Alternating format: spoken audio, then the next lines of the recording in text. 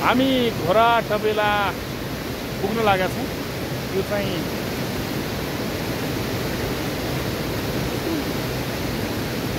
पुल अघि हामी तराई रिभर साइडबाट माथि जाने क्रममा यो पुल तर्दैछौँ। असाध्यै ठुलो छङछङ पानीको आवाज आउँदैछ। छोरा चाहिँ हाम्रो अगाडि गइसकेका छ। ठुलो नदी छ,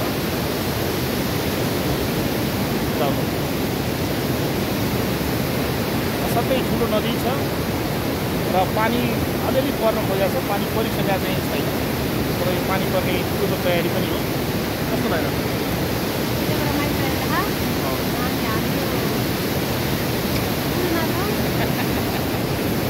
यस्तो गरी चाहिँ अलिक रमाइलो हुन्छ भनेर मात्रै गरे हो।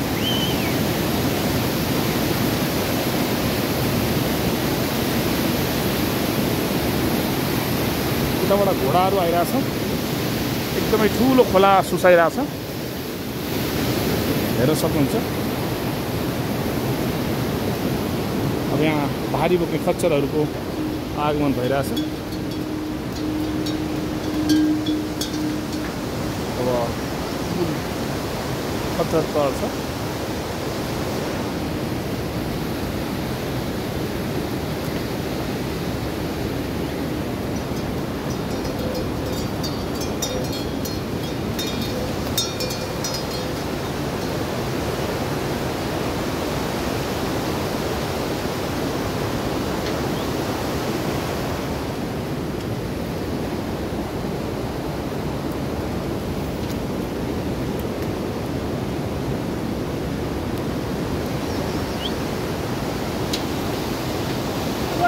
फुलभरि खच्चर छ र हामी फेरि अब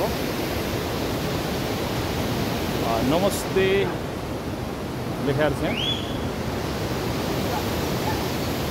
डेप ब्रिज 2854 मिटर उचाइमा छ।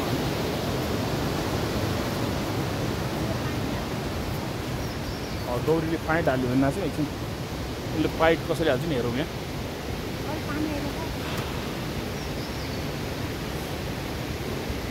अलिअलि यसो गर्दाखेरि यो ऊ पनि आउँदैछ, पार्क जस्तो पनि। अनि एक्लै चाहिँ आउनलाई अलि डराउँथ्यो नि।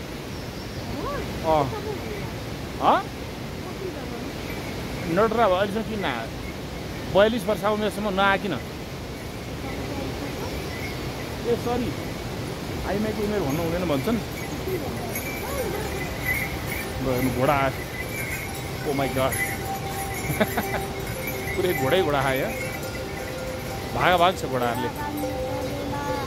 अब हामी घोडाको टबेलामै जाँदैछौँ। एउटा ठुलो हुल घोडाको चाहिँ आइरहेछ। हामी आफ्नो व्यवस्थापन गरिरहेछौँ। पानी चाहिँ अलिअलि सिमसिम मात्रै छ, त्यति ठुलो छैन।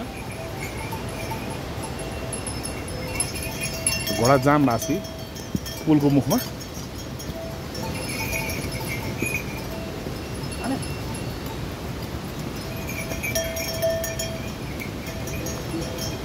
हेर्नु होला, पुलको मुखमा एकदमै घोडा जाम भयो।